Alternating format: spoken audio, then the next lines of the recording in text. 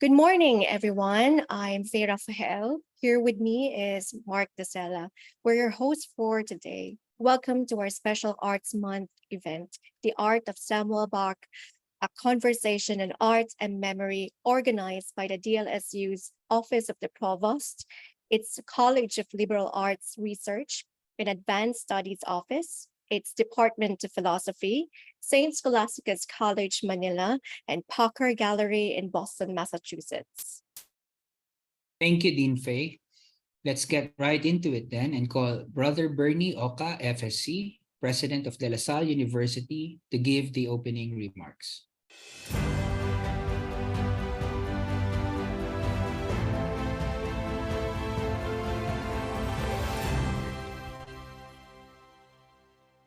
Sister Christine Pinto, President of St. Scholastica's College, our esteemed guests, Mr. Samuel Bak, Mr. Bernie Pucker, and Dr. Mark Selinsack, our faculty and students and the faculty and students from St. Scholastica's College and other universities, friends and colleagues, good morning. Welcome to the Art of Samuel Bak, a conversation on art and memory, a fitting event that will close our 16th DLSU Arts Congress. I suspect that this year's theme, engagement, art, memory, history, translated into Filipino as ugnayan, sining, gunita, kasaysayan, was inspired by our experiences in the recent past. The pandemic, the political issues that beset our country, and other shared traumas, prompting the need to remember and learn from the past. Remembering emancipates, forgetfulness imprisons. Isn't that what Plato said? Forgetfulness, the Platonic amnesia, keeps us in the dark and prevents us from attaining enlightenment. Is it possible for art to facilitate remembering? Unfortunately, Plato did not think so. But I beg to differ from the great philosopher. Throughout history, various art forms have served as repositories of memory, marking nodal points for good or ill in humankind's journey through time. Artworks have recorded and marked our position in time and space, and they will always do so, thankfully, while the creative spark in human beings persists. This is also why I believe the theme has been prefixed with the term engagement. As memories, as landmarks of history, we can always engage with art, interpret and reinterpret the past, and record the present so that we may be guided, hopefully, toward a better future.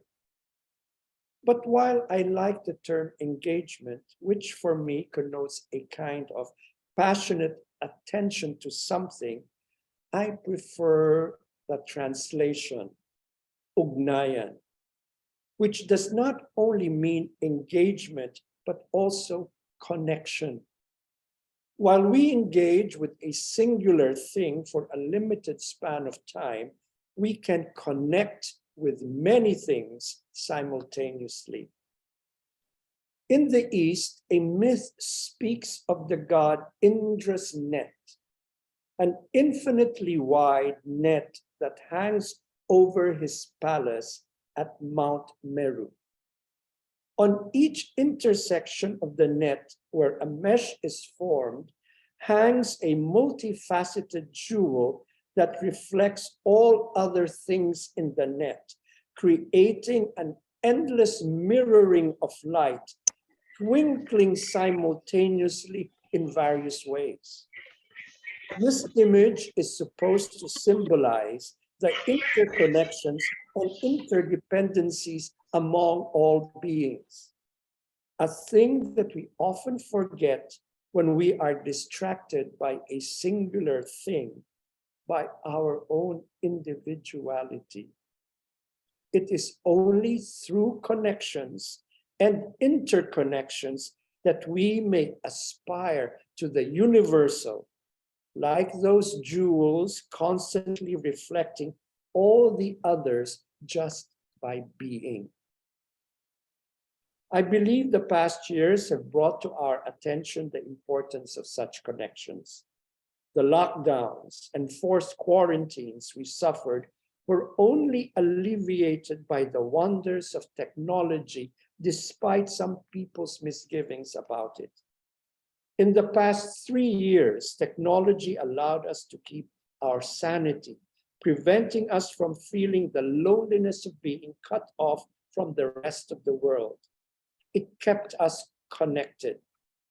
As we slowly transition back to full in-person work and classes, I don't think we can leave this virtual platform behind. Now we don't need to travel thousands of miles to be together, find connections, and engage with one another meaningfully. How else could we have our guests here with us right now while they are physically on the other side of the globe?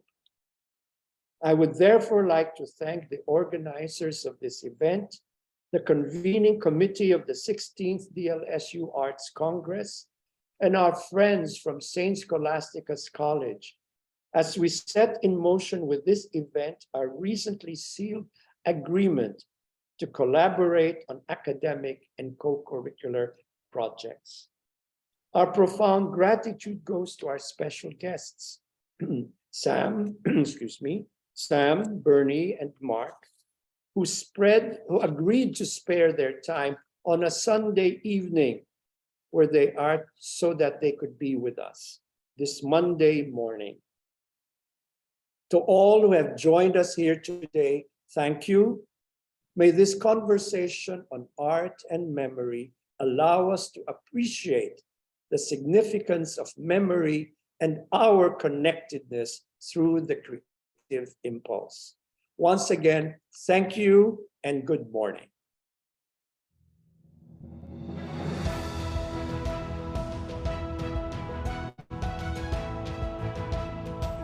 Thank you very much, Brother Bernie. Let me now call on Dr. Lenny Garcia, Associate Provost, to introduce our esteemed speakers for today's event.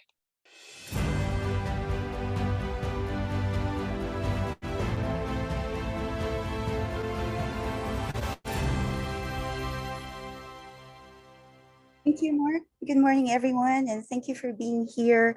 I'm especially glad that this is finally happening. As Brother Bernie said earlier, perhaps one of the few good things that came out of the pandemic is the ease with which we now gather together virtually, making possible things that were not so easy to do before. So my heartfelt thanks to our speakers today for so graciously accepting our invitation to this event. Now, to introduce our moderator, Dr. Mark Zelenczak is the Louis and Francis Blumkin Professor of Holocaust and Genocide Studies and the Executive Director of the Sam and Francis Reed Holocaust and Genocide Academy at the University of Nebraska at Omaha. He is the author of Distance from the Belsen Heap, Allied Forces and the Liberation of a Nazi Concentration Camp, published in 2015 and winning the Vine Award for Nonfiction. He is also the author of Kingdom of Night, Witnesses to the Holocaust, published in 2022, also winning the Canadian Jewish Literary Award for Holocaust Literature. In 2019, Dr. Zelenczak initiated a program that brought 70 artworks by Samuel Bak to his university. The success of the program led Mr. Bak to donate 512 of his original works of art. Dr. Zelenczak was also the principal investigator to establish a Samuel Bak Museum and Academic Learning Center, which just opened this month of February. So everybody, please welcome Dr. Mark Zelenczak.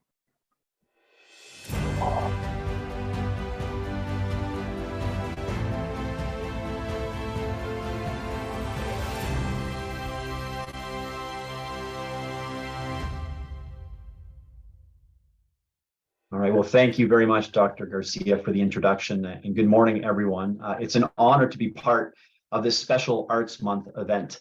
Years ago, I read a fascinating essay by Dr. Garcia about the art of Samuel Bak, examined through the lens of Zen Buddhism.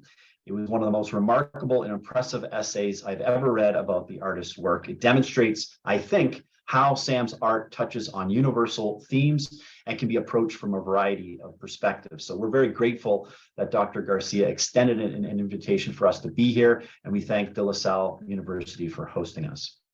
It is now my distinct pleasure to introduce our two special guests today. I would first like to introduce my dear friend, Bernie Pucker. Born in Kansas City, Missouri, Bernie, along with his wife Sue, have owned Pucker Gallery in Boston since 1967.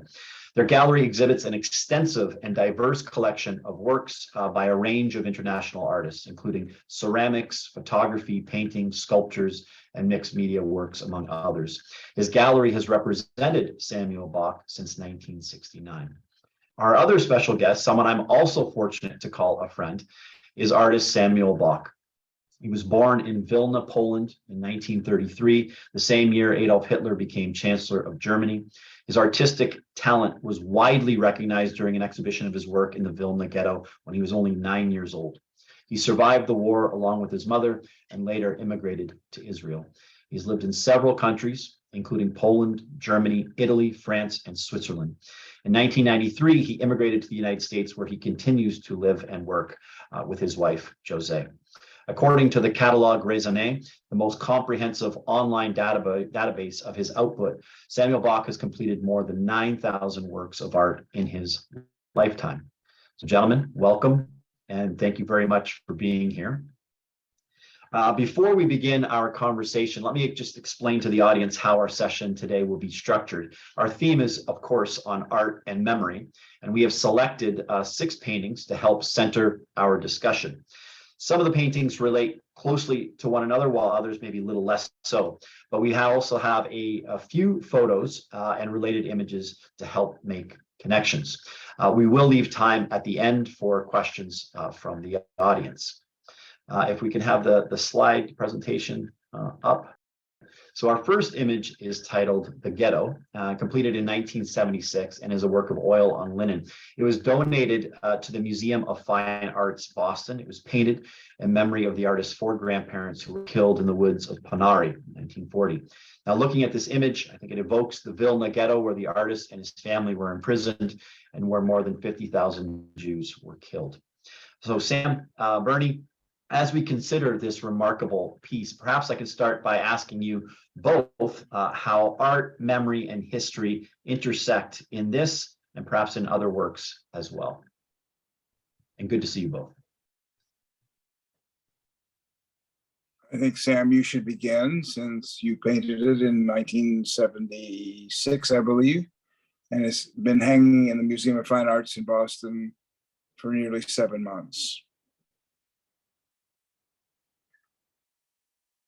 I must say I'm still very moved by this opportunity to be on the other side of the globe and see my paintings connect with people that only prove our humanity and our responsibilities that we share on this round structure on which we live.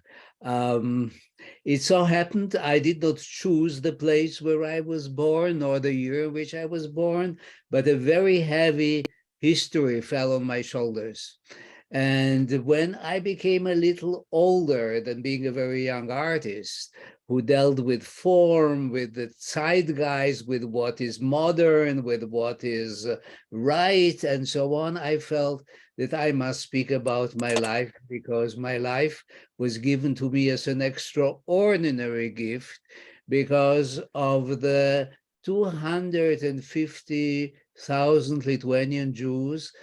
About only 4.5% survived the Holocaust, and I was among them. And I felt that this gift made me somehow a carrier of an enormous history and I had to bear witness. And I chose to do it by returning from abstraction to figurative art. And at a certain point, I started to deal with very many Jewish symbols and icons that I thought were sufficiently known to speak universally. Because the Holocaust, for me, when I lived through it, was not something of which I was aware of its magnitude. I was just seeing what was happening around me in the ghetto in which I was imprisoned. But later on, when I started to realize, when I became more mature and so on, it became clear to me that in an entire history, the laboratory of human behavior, where the best and the worst arrive to an incredible limits, is something that touches all of us on the globe. I mean, I was, of course, a victim of very vicious philosophy and very criminal bearings. But I owe my life also to the fact that a Catholic priest, a Catholic nun, and other people have risked their lives to save me. How did all this goodness happen to be in human beings? Would I personally be capable of such a gesture? I don't know. So the Holocaust as a laboratory of human behavior became, for me, a very, very important subject. And when I returned to the subjects of my own remembrance, the ghetto itself, which is here enclosed as a whole in a kind of arid landscape and a cold cube, represents very much the sense that I had when I was very young in the ghetto about a world that did not care, about a world that was indifferent, and we were buried alive. We were buried there inside. So in my art, all these feelings nurture whatever I'm painting, but I don't want to speak about it too much. I think there is a lot to say about the paintings to come, and I will give my word, the word to Bernie. Bernie? Sam, I would, at this painting, the next one we're going to look at, both become emblematic of part of the conversation that you have initiated over these nearly 70 years, in that you have taken specific images, icons, symbols, and transformed them into enigmatic paintings that invite us to deal both with art and memory. So this particular one, which is a continuation and painted at the same time as the first piece we looked at, represents the six-pointed star, the Star of David.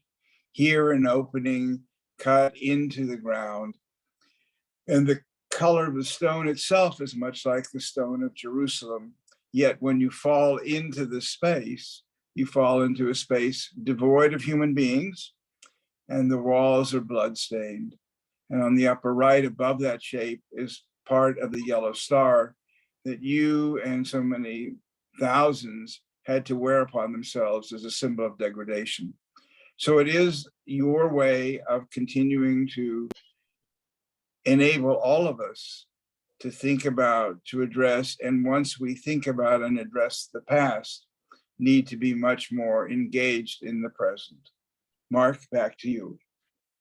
Very well said. When we look at this particular image, it's almost as if we have a much more aerial, almost forensic look at the destruction. And it makes me think, dare we look inside at what has occurred? Do we excavate? Do we learn from the past? Or do we simply look away? Do we have that strength in us today? Let's then move to the next image. once we get to it, let me just say that Sam referencing an important work of art from the artist Albrecht Dürer is another way to continue a conversation that is not specific but also universal. In other words, drawing upon those images that, and very few of them actually, but again, think about the use of the star, think about the use of the Dürer melancholia, about the iconic image of the little boy Warsaw. These are images already loaded with significant meaning for so many people and very different meanings. How courageous it is from my perspective, and I think from others, to really take these images and re-engage us in investing in better understanding who we are and what our responsibilities as human beings are. I agree. And so Now I think it's up on the the audience can screen. see, the audience can see in the lower right-hand side. This is Nuremberg Elegy 3 from afar. So appearing in the center of the frame is a helmeted camouflage soldier who looks downward. Perhaps a prayer shawl lies across his lap. What appears to be a crucifix stands behind him. Candles, I think, evoking the crematoria, destroyed stone tabs lie next to him. So let me ask, this is a work, and Bernie, you've kind of already opened the door to this conversation. This is a work that refers to the past, both the historical past as well as to art history. You mentioned Dürer. So maybe we could start there. Can they also somehow look to the future as well? Because we're examining these in the present and also what is to come and how cruel we can be to one another. Bernie, Sam? I can tell you something more personal about how I got to Dürer and how I got to this specific image. Is I was about 13 and I was in a refugee camp, and my mother found a book by the Jewish writer Stefan Zweig with the story of the invisible collection. And in this invisible collection, an old and impoverished collector is selling the very famous engraving of Dürer, the Melancholia.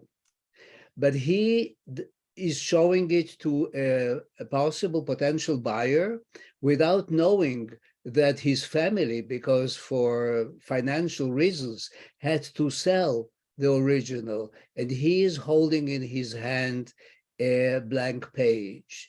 And he is showing all the details of the very famous engraving by Dürer that represent a certain passage from the dark times to the enlightened times, or what they then thought in the 16th century, the enlightened times will come.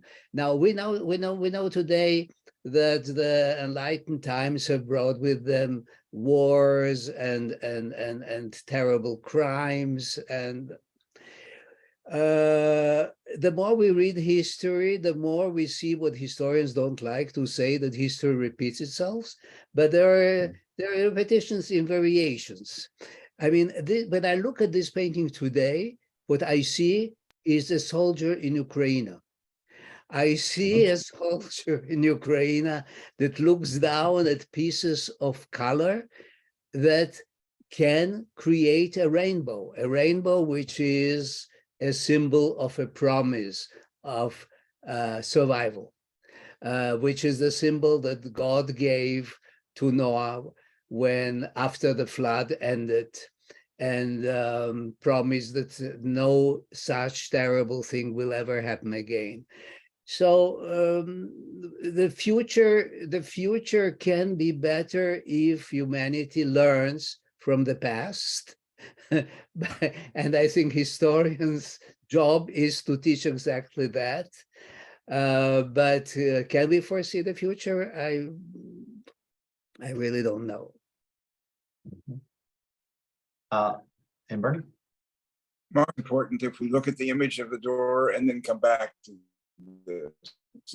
Yes, so we go to the next slide, please. So we Yes, have the next image slide, of the please. Albrecht door. Yeah, next slide. There it is. And just for a moment, so people will have a reference. And then there it is. All right. So just look at this for a moment and also keep in mind that occasionally great artists have been able to take from other great artists and update, if you will, or recontextualize that great image and make it another great image to raise questions. As Sam pointed out, this is done at the beginning of the Enlightenment with the hope that all of these tools, the prism, the mill wheel, the plane, all of these will bring to us a kind of much better universe. In Sam's painting, if we can go back to it, then look very carefully at the brokenness of the universe that humankind has once again perpetrated upon itself. And one other mention in seeing itself, if we can get there, is that the soldier in the Melancholia is sitting underneath a canopy or a chuppah, which references the Jewish marriage ceremony. Again, the notion that you're beginning a new relationship, or you're turning a new page into a new experience. But all of the reference points that Mark mentioned, the tombstones, the tablets, the crematoria, the extinguished candlesticks, are also a reminder of our subject, which is art and memory. And of course, the titles that are so important in Sam's work. When we think Nuremberg, right? This was once a great city, the birthplace of Dürer himself. But this is also where Nazis held Nuremberg rallies. The city's connection to the Holy Roman Empire. The Nuremberg trials, a once well-known city in Germany, is now forever associated with a criminal regime. And so we have this idea of Nuremberg elegy, a lament, this somber, pessimistic tone, which of course refers back to the Melancholia of Dürer himself. All right, so if we can go to the next image, the next painting, thank you. Our next image is Pardès Revisited, an extraordinarily rich and complex painting completed in 1994. And I think this, it does relate to a Jewish legend. I think it might need some unpacking. So perhaps one of you can offer some context to this painting before we discuss it. Sam, would you like to start? I can say that when I studied the Bible, the interpretations of the stories of the Bible, I was explained that the sages of the past concentrated it in one word, which is pardes, which means orange grove or grove, and is also at the origin of the paradise. But this is built of 4 Hebrew letters, and every letter starts a word. One is pshat, the P is the simple reading of the text as it comes. The second one is remes, which means giving a sign, giving a notion that something is more than what seems to be apparent. One is drash, is the D, which is already interpretation. And the last one is sod, which means secret. And I have built this structure of the 2 tablets of the law like 4 different sections. Each one has a door. The first door is wide open. You can come into the simple reading very easily. The second door is a little more difficult. You have to push it. The third door, if you go into interpretation, you have to really work very hard. It doesn't come simply. You have to study and compare and so on. And the last one is sod, is secret, is where you have the flame, where there is a smoke, where we know what burned in Auschwitz or in those places. And it is very difficult to explain how did all that happen. So we have the Bible that on one hand promises paradise, and on the other hand enables hell. So all these things are packed into one painting. Fortunately, there were several canvases on which I could do variations on the theme. Bernie? Bernie. Mark, let me just add a brief footnote. When our grandson, when he was 15, came to the gallery with the Sunday school class, and I more or less shared what Sam did about Pshat, Remez, Drash, and Sod, and the Talmudic and rabbinic approach to understanding biblical texts. He was nice enough to wait till everyone left, and he called me aside and said, "Well, I see this very differently. I see this painting as an autobiographical painting. Sam was born in 1933, and from 33 to 39, life was wonderful. So that's the first chamber. In 39, the Russians occupied for a period of time, and they had a Russian officer living with them, so they had better food and a little bit better heat than others. By 41, in June, when the Nazis came, the world became much more difficult to navigate. And finally, with the destruction of the community itself and all of the Jews around him, the smoke is on the altar, and there are ladders which he and his mother used to escape." So one of the reasons for sharing this is not only the genius of a grandson, but also to say to you that the paintings invite a range of interpretations and understandings. And beyond that, to realize that between these three paintings we've looked at, the use of the Jewish star and the use of the tablets are extraordinarily limited in their artistic potential, which Sam has elevated to an extraordinary series of meaningful questions. That's such a gift to all of us to be able to engage once again with art and memory. And this is why I think we all just return to Sam's art again and again with new questions and new perspectives. And if you're studying and you're learning more things, you might it might open up a different vantage point as well. Thank you very much for that, Bernie. So let's move to our next slide. Our next image is titled "Torn." It was completed in 2008. It is a monument to the little boy of the Warsaw Ghetto, and I believe that's a photo that we have on the next slide. So it's a monument to the little boy of the Warsaw Ghetto, presented in, I think, very large scale, parts of it broken. And in this image, the little boy is surrounded by three old angels who, to me, almost seem distracted or maybe even skeptical or something. Maybe we'll start with Bernie this time. How might we approach this work?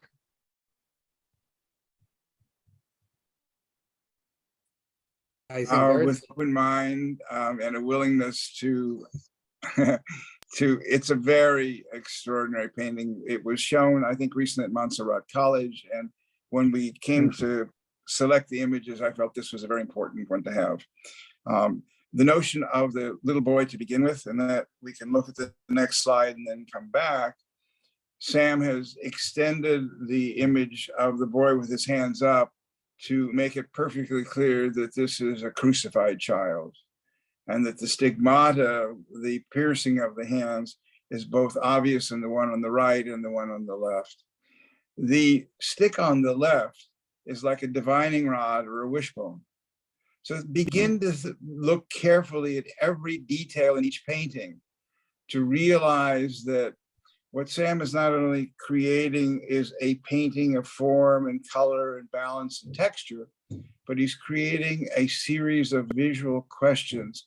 You referred to the three angels, and I feel sorry for them. They got the wrong assignment. This is really a tough one to deal with the notion of the destruction of 1.5 million children during the Holocaust. How do you even begin, either angel or human being, to consider that? And then the notion of using this particular piece of fabric behind, and the title itself, Torn. It's not only that the fabric is torn, but life itself is torn in this image. And I'm going to stop there and leave it to Sam to finish or add to. Yes, when you mourn somebody in the Jewish tradition, you tear your clothes. And this is a symbol of your loss and your pain. And I must say that when I saw this photograph of the boy, I never imagined that I will dare to use it. I was exactly that age, and I looked exactly like that boy. I had that kind of coat and that kind of socks that slid down my legs to the shoes. And when I painted this painting, I also thought about my very best friend who had my name, called Samuel or Samek, who was shot by the German police and left in his blood in the courtyard of the house where he was hidden. And he looked exactly like me. So somehow this kind of very personal introduction into this very large mourning of 1.5 million of Jewish children that were murdered is something beyond what I felt I could really do, and yet something pushed me to paint that painting and have this one of these angels hold in his hand a very long scroll. We don't know what is on that scroll, maybe just the names of the ones that were gone. I don't know myself. I mean, there is something enigmatic in it even for me who invented all this imagery. But I think this is the power of art, that it is greater than we are. And it is somehow sometimes makes us do things that we are not aware of. And then we all realize afterwards that we are communicating with other people in a way that is absolutely bewildering. So Yeah. this is what I can say Yes. right now about this painting that always moves me very much, because it makes me think of the loss, of the torn, of the tear. And these are angels surrounding the Mark, symbol how of do you humankind's respond? ultimate goal. Sorry, yes. So these are, for me, when I look at this, this is the symbol of humanity's worst crime, the killing of children. And we have angels surrounding this monument. And again, I'm with you, Sam. I immediately am drawn to the angel. I took it as a scroll as well. Is he searching for explanations? Is he searching for answers? He seems skeptical that he will even understand of how something like that could happen. And of course, the photograph that this references, one of the most iconic photos of the Holocaust, with the boy with his hands up. In historical reality, it's an act of surrender, of course, but it can also be looked upon maybe as an allegory, somebody pleading for his life or maybe calling for the intervention of a higher power. So it's such a powerful, moving piece, and I'm very, very grateful that Bernie suggested that we look at it. So let's. I know we're running short on time, so let's move to our sixth and final image. Our last image is titled Personal Corner, which, as I understand it, according to Bernie, has a very important story behind it. And maybe, Sam, I can ask a layered question. So how are you, if at all, and your memories represented in your work? And are your artworks at all autobiographical? Well, it is very difficult for me to determine that. Of course, it's every artist's work is autobiographical. Every novelist who invents people, writes about the people he knows, and so it isn't possible to create an art which is not autobiographical somehow. This one is, of course, very much so, because when I painted that, I thought about the stone which stands in Ponari, where the slaughtered Jews of Vilnius are buried. There is about 120,000 people buried there. And there is a stone in which the last of the machine-gunned prisoners were buried, the last thousands of them, among them my father. So my father's name was Yonah, and which means dove, which is on the top of this monument. There is a tree, of course, that was cut off from its roots. There is a stone candle, which in Hebrew is ner. There is the letter P, which is on every Jewish tomb, which means po, which means here is buried. And the po and the ner make ponar, which is strangely the name of the place where all this happened. So what can I say?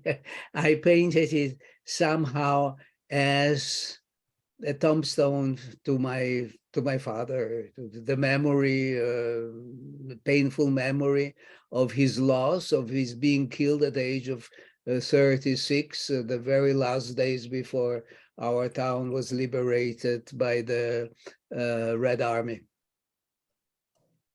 Mark, do we have the next slide as well? We the do, photograph? yeah. So maybe we'll go to the next slide to see a photo of Sam at the memorial. So let me just share a bit of this. In 2001, almost 2 weeks after 9/11, Sam and his wife Jose and I flew to Vilna for an exhibition of his work being held at the National Gallery. A man named Emanuel Zingeris had undertaken the responsibility for bringing this exhibition there. And every time that there was a difficulty, the building he thought it was going to be in wasn't finished. There was no alarm system available. He kept saying no problem, and it turns out there wasn't a problem. He succeeded in bringing this exhibition and having 7 rooms filled with the art of Samuel Bak, as if it were a kind of return to his birthplace. I was with Sam and Jose when they went to this zone that Sam just referred to, which commemorates the killing in July of 44 of the remaining Jews who had worked in Ponari, essentially to extract bones of the Jews that had been destroyed there. And in the painting now, because notice Sam is pouring something gently onto the graveside. If we now go back to the painting, you'll see in the foreground of the painting a mound of earth or a pile of sand. And in fact, what Sam had done was commemorate the stillborn death of a grandson with the ashes of that grandson in the sand of the Sahara, and joined the great-grandfather and the great-grandson together, so that taking a monument, which is within Jewish tradition, the matzeva, the tombstone, having the dove on it X'd out, having stones as part of that, and the dove is stone rather than flowers. He both takes a very personal, tragic loss, but also presents it in the context of a much broader loss. And again, going back to the theme that we're supposed to speak about, which is art and memory. This is an extraordinary, both personal memory and universal memory, combined in a work of art that enables a conversation to take place that reminds all of us of the fragility of human existence. Well put, Bernie. And I know we have many students who have also tuned in. This visit in this photo was in 2001, I think we said, Bernie. Well, 10 years later, in July of 2011, this memorial stone was defaced. And it was defaced with the words, Hitler was right, painted on the memorial stone, a memorial stone to the Jews who were murdered in the Ponari forest. And for those students, you know, when we look at this work of art, now, do we understand the symbols and the history behind it and the historical events that Sam is responding to? I know he works with the particular, moves out towards the universal, but acts of hate and acts of violence are still very much with us. And for me, this idea of art and memory and how we can work for a better world, do we know the significance of the artist himself? Of his life story and of the issues that he is grappling with in his work of art. So I thought I would just add that point, and I want to thank you both for your comments. So those are the questions that I had for you. I will now turn things over. I think I'm going back to Dr. Garcia, perhaps, or maybe our hosts, who might have some questions from the audience if we have time. So thank you to you both.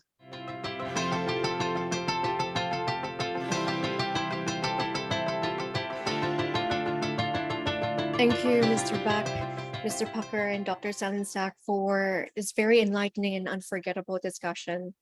The paintings tells a harrowing story of humanity's history, ingraining it our memories so that we will not forget. It actually reminded me of the stories of my grandfather, who was a World War II veteran and survived the Battle of Corregidor here in the Philippines. So his stories are the stories that I'm telling my students now, and so that we will never forget what happened and such. We will not repeat the horrors of the past. And as Mr. Bach said, the future will be better if we learned from the past. So we are now opening the forum for questions from our audience.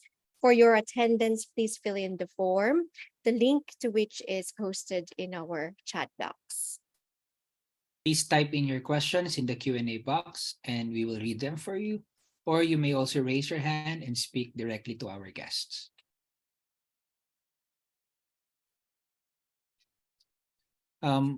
There's one question here for Mr. Sam.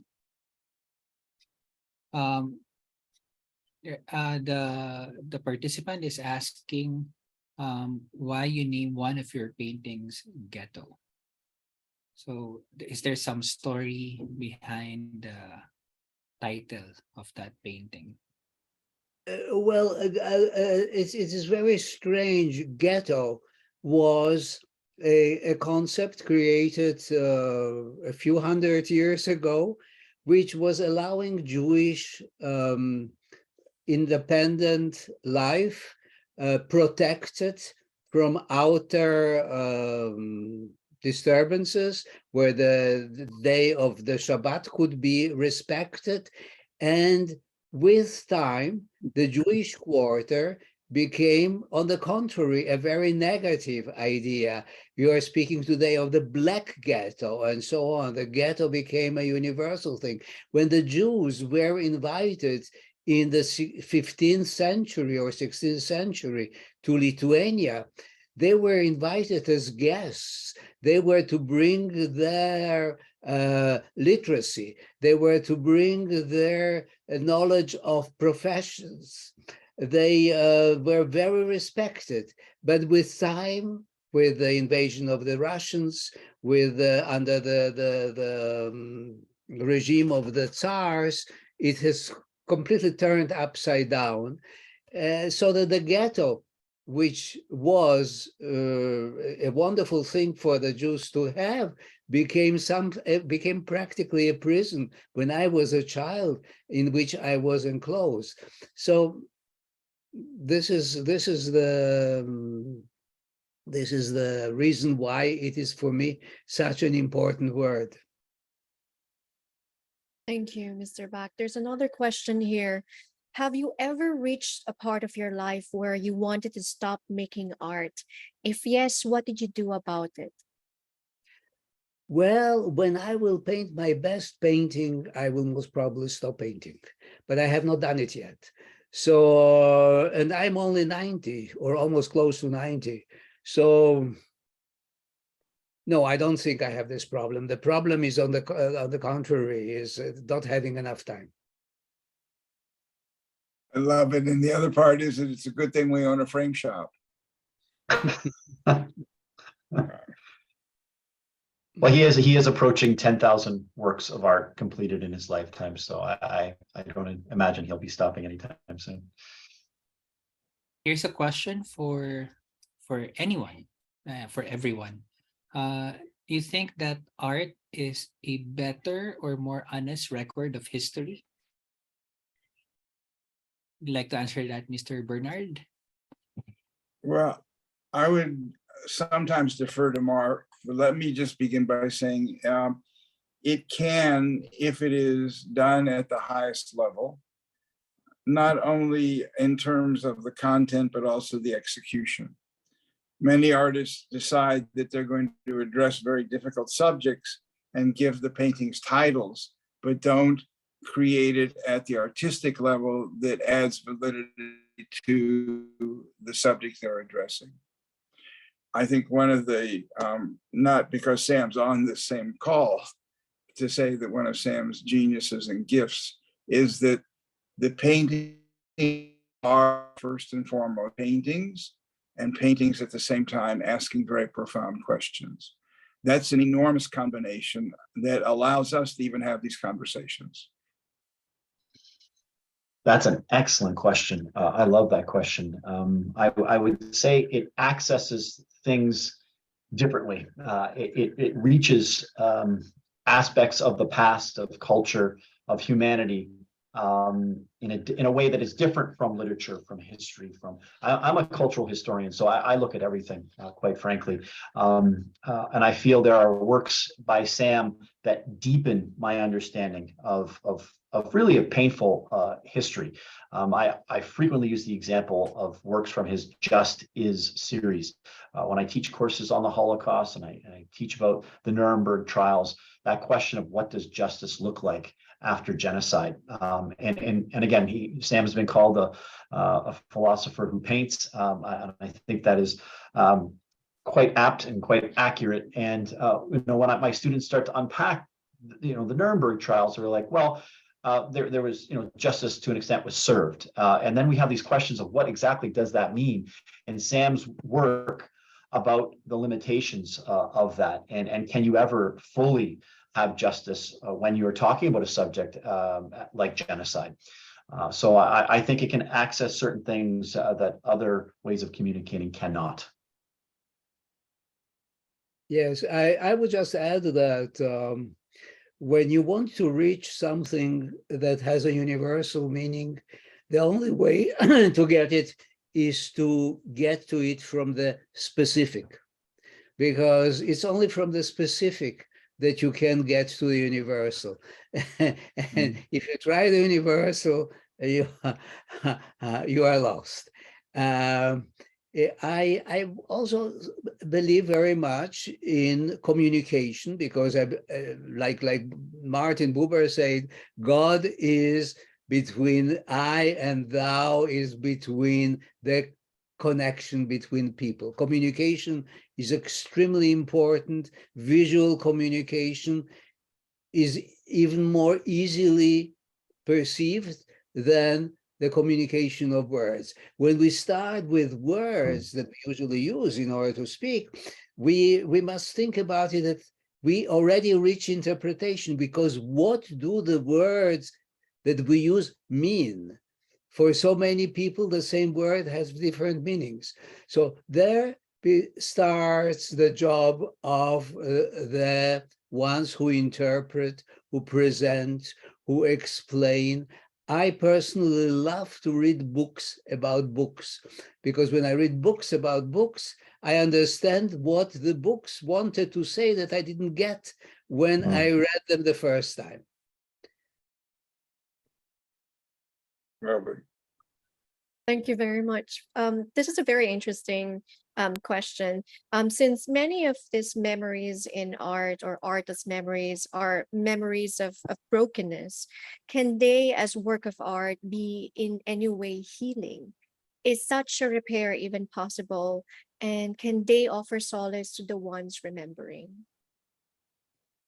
Yes, in my paintings, there is a lot of stuff which is broken.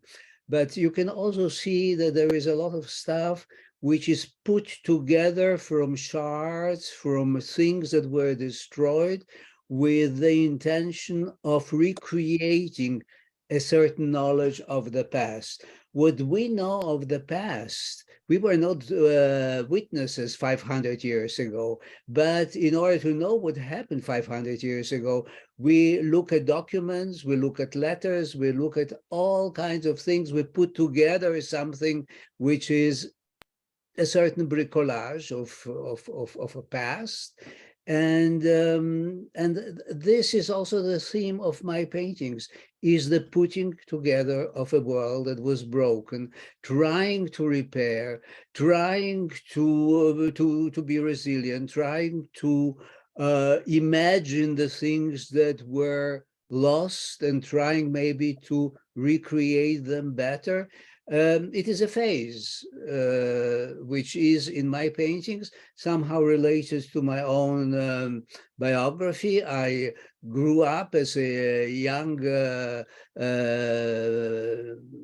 boy, and then later on a youngster, and surrounded by survivors of the Holocaust that were trying to become again good citizens of an ordered society. A man who lost his two daughters in a concentration camp, and his wife was my stepfather. Around us were people who were only members of families and so on, and yet altogether they tried somehow to be what you call normal, which means project themselves into a world that functions and that makes life possible. So I think that all these brokenness that is in my paintings is also a passage of reconstruction. Several weeks And ago, there Sam, is- oh, go ahead, Sorry. Bernie. There is in Japanese tradition something called kintsugi, which is the use of lacquer and gold leaf to repair porcelain, so that you know that it's been broken, but it has also been reconstructed. So you can also do it invisibly, but the choice is to show the brokenness, because we're all broken. We all have suffered trauma. And as Sam just indicated, people have pieced their lives back together.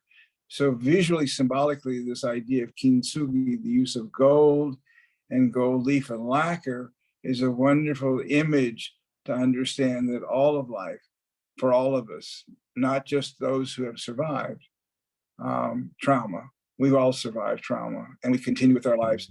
Showing it, though, as these paintings do, I think creates an opportunity for people to recognize their own lives in this art. So, several weeks ago, Sam was in Omaha and for the opening of the Samuel Bak Museum on our campus, and he visited the another exhibition that I had put on about the Yazidi genocide. And in that exhibit, there were many works of art, some completed by professional artists who make a living on their art, and others who completed the camps in displaced completed the art in displaced persons camps in Iraq. And when I was speaking to Sam, he said it was equally important that both professional and non-professional art was on display. He said, because even those who don't make a living from art were still working through something. They had suffered trauma and were working through their trauma through artistic expression. And it was equally important as well. And I thought that was a very profound thing to say. And I happen to agree with as well. Thank you so much. There's another question here from from Dr. Ibita Malu. Thank you for your presence and sharing your art. I'm only seeing a part of your thousands of work. Do you have a painting that features women too? I do not seem to find it in the available artwork in the virtual exhibit of the museum.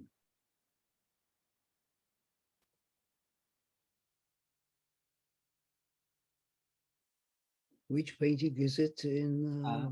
Mr. Sam, the audience Right, because I participant is didn't asking rush to have, yeah, you have painting that also features women. Oh, the painting which is here on Art and Memory on the screen right now? No, I think you're asking whether or not women are featured in Sam's paintings as well. Is that correct? That's Oh, correct. So, yeah, that's the Yes, question. I think. yes, of course. I mean, you have only seen 5 or 6 of 9,000 or so works. So obviously, these works that we chose for today are presenting something substantial of my work, but not all the things that I have done, all the themes that I have tackled. So it is obvious that the two Yeah, things. may Yes, I Dr. just Benito. inform the audience, because Dr. Evita referred to the virtual tour and we've only provided the link for the icons of alone. So Dr. Malu, that's a very, very limited set of work. So we can share with you. I mean, with the permission of Bernie, we can share with you the other e-catalogs for the many exhibitions that Sam has already had. I just wanted to The other say, thing I would add, Google my name, and it will appear the archive of my work immediately on your screen. And there you can very easily access the 9,200 works which are by now already there, and there are still many more works that we don't know where they are, because I have been painting and making a living of painting for 70 years. So 70 years is a good chunk of time to produce a lot of work. and some with women. So there are two themes that you can Google on that particular thing. One is Adam and Eve. There's an entire body of work, and the other one that Mark has referred to, Just Is, which features very clearly Lady Justice. But there are many pieces. The catalog for the exhibition at Yad Vashem included the portrait of Sam's mother. I think that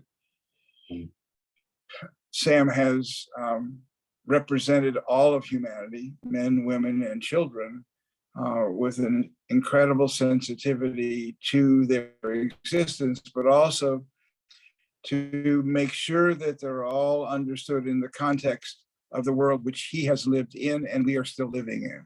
So how do we think about the photographs from the Ukraine war?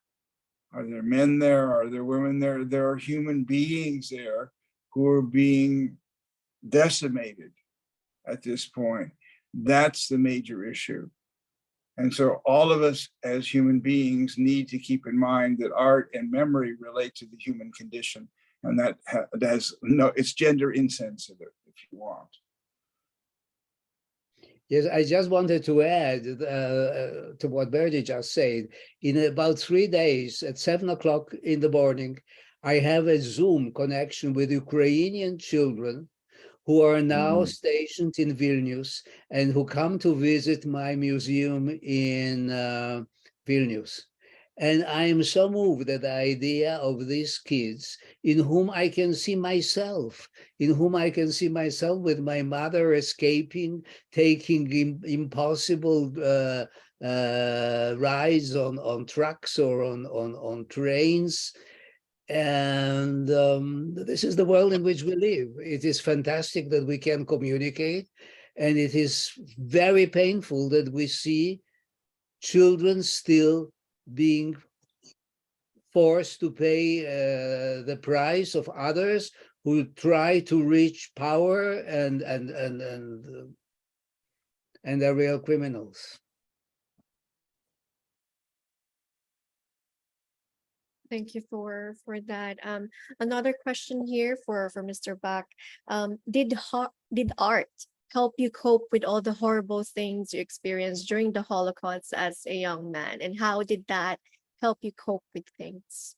Oh, absolutely. I think that art was for me a fantastic therapy. I mean, it somehow gave a meaning to my life without which I don't know how I would imagine my life. I mean, I'm so grateful to this talent that I had and to the encouragement that I have received to produce art, because this has helped me to find a certain sense of balance and to go on producing stuff that became meaningful to other people and opened up so many conversations, like the one that goes on right now, which for me is a miraculous thing. I'm with the other side of the world, and yet I see we're all humans. We are all concerned about the same problems. We are all touched by the same things. What could be a greater gift than to have this as a proof? Mr. Sam, we have lots of, it seems that we have a lot of beginning artists in the audience. So we have a lot of questions about your process. how do you have any advice for young artists?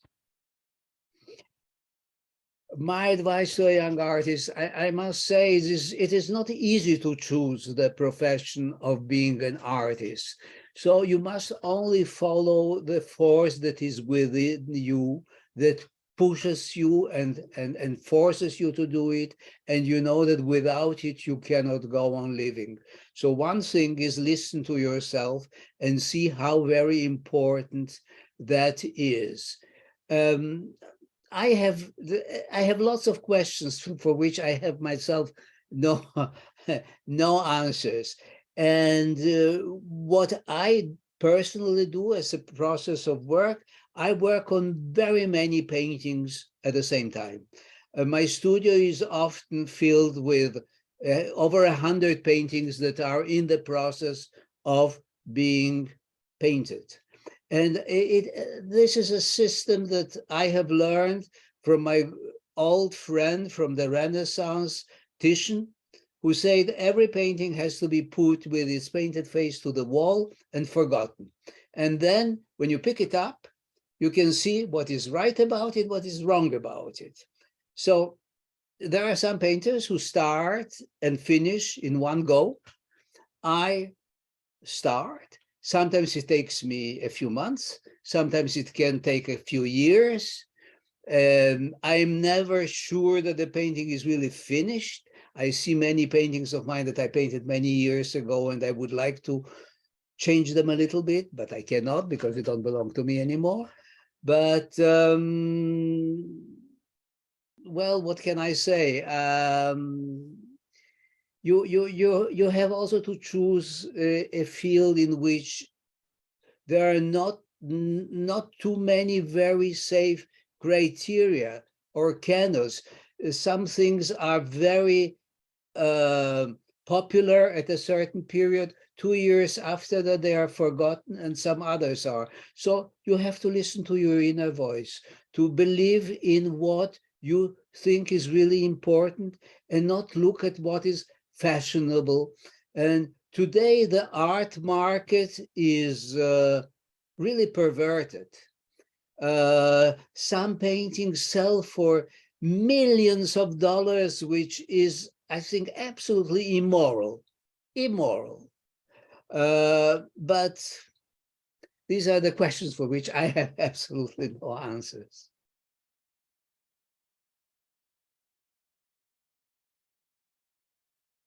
Thank you so much, Mr. Sam. There are before we end, I would like to read also some of the thank you comments in our given by students and other members of the audience. Thank you, Mr. Pucker, for mentioning the theme of Adam and Eve. I followed Mr. Bak and I'm finding interesting images in Google. That's from Dr. Ibita. And also thank you, Mr. Bak, for making your works available for Ukrainian and Ukrainian children.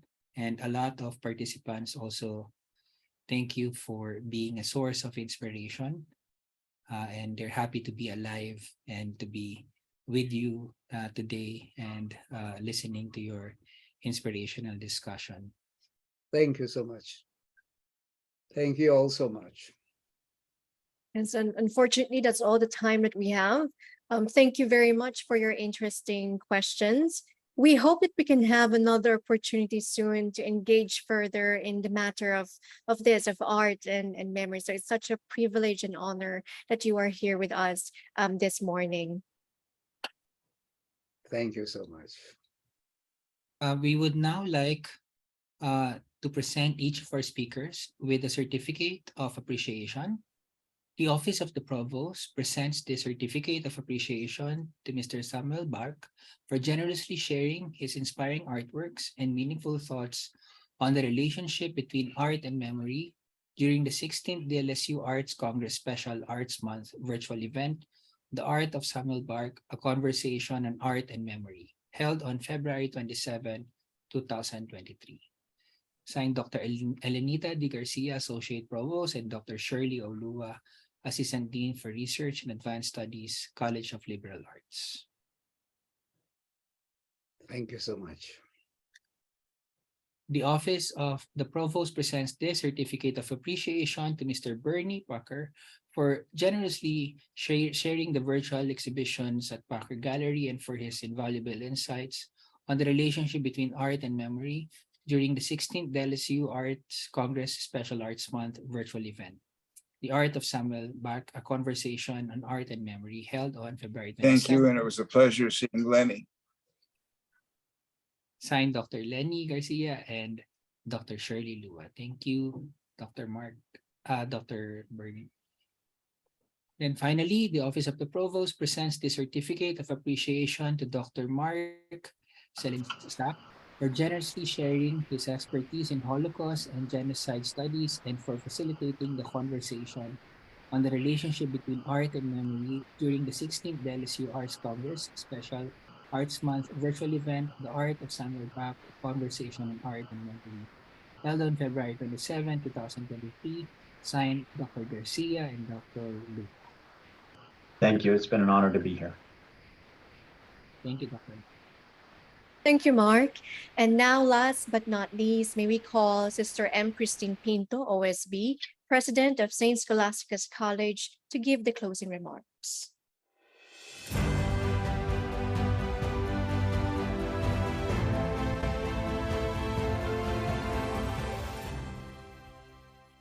Good morning once again to everyone. I know it was mentioned earlier. I don't know, Dr. Mark, if it was you or Mr. Bacchus said that we could actually talk about this for hours, but we only have minutes now. And it's really, I find it very difficult to close this event because of many things that has happened, many insights.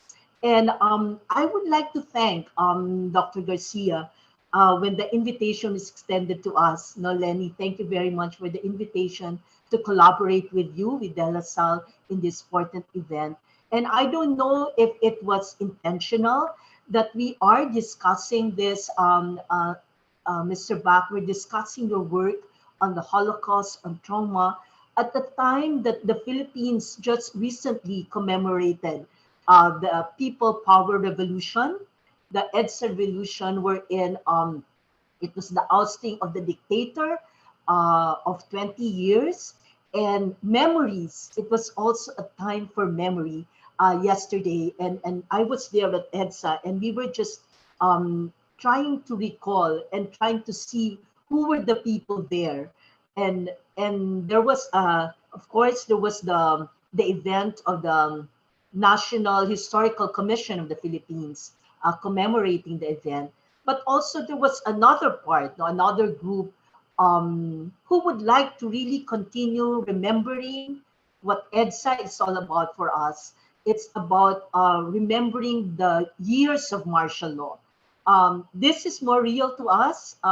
Holocaust, of course, is a violence to humanity, but for us Filipinos, martial law years will be closer to our heart.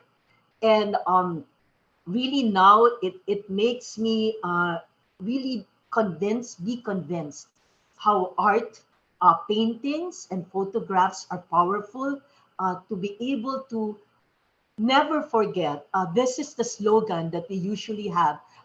Never forget martial law. Never forget the atrocities that happened during martial law. And recently, there were a lot of also videos shown in the television in order that our young people, those who were not born during the martial law years, would also remember what it meant. There were issues of course, rape, people disappearing. We did not have the ghetto, maybe Mr. Bak, that you experienced in the past, but we know what it means. Even recently, the extrajudicial killings that has been happening in our country. More of photographs. We have seen photographs of events that's happened in the past, but I see the power of paintings and how I wish that there is a project to have a museum on the freedom movement, and maybe it's something that we can also maybe rally on, not just to have photographs but also paintings. And I hope we do have Filipinos that have painted, no, what has happened in the past, because I truly see with your sharing, with the artwork that you have shared with us, how powerful paintings are. And I would like, of course, I did a little bit of homework. I looked at the gallery we're in, also the exhibits that is provided by us, to us by Bernie. And I'd like to go back, to this essay that was written of your work. If you will remember, Henry Knight wrote an essay on When the Rainbow Breaks. And I found this very catching, because there was a comment earlier on about hope, about healing. And there was this line that was quoted that, according to Henry Knight, and you also mentioned about this, Mr. Bak, about your process of recreating. And and also the process of reconstruction as a form of healing. And Mr. Knight wrote, the process of creation after destruction, represented by Bach's work, it's itself the, the ultimate act of hope. And I think it is a very strong message that we have seen here. I've also been also the reminder that really how art is a form of therapy. I am just also reminded by the many stories that we hear about how the pandemic has really greatly affected our students, depression. It is a reality now that there have been suicides because of the pandemic, the depression that it has brought, and how art can be a form of healing as well during this most recent time, in the way that has been your experience, Dr. Bach, through the years of the Holocaust and all the trauma. So I would like to end with that message of hope. Your artwork, as you have said, how you have survived, how life has meaning for you now, in spite of all the trauma, in spite of all the difficulties, in spite of the great tragedy that has happened in your life. And I think that is what I would like to bring with me, that message of hope, how art really, not just, maybe not just painting, but photos, music, can really be an inspiration for all of us, that would give us strength from where we can get strength. But more importantly, this morning rather, again, emphasizes that we should never forget. Memory is very important, not just for us to be one with the tragedy of the entire humanity, but for us to learn really from what has happened in the past, and to really take care, no? To really create that space, a world wherein peace and justice will really reign.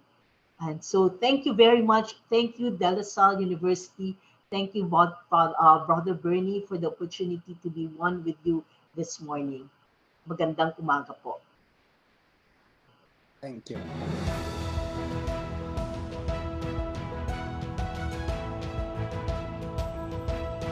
Thank you very much, Sister Christine, and thank you, Mr. Bak, Mr. Pucker, and Dr. Salinsak.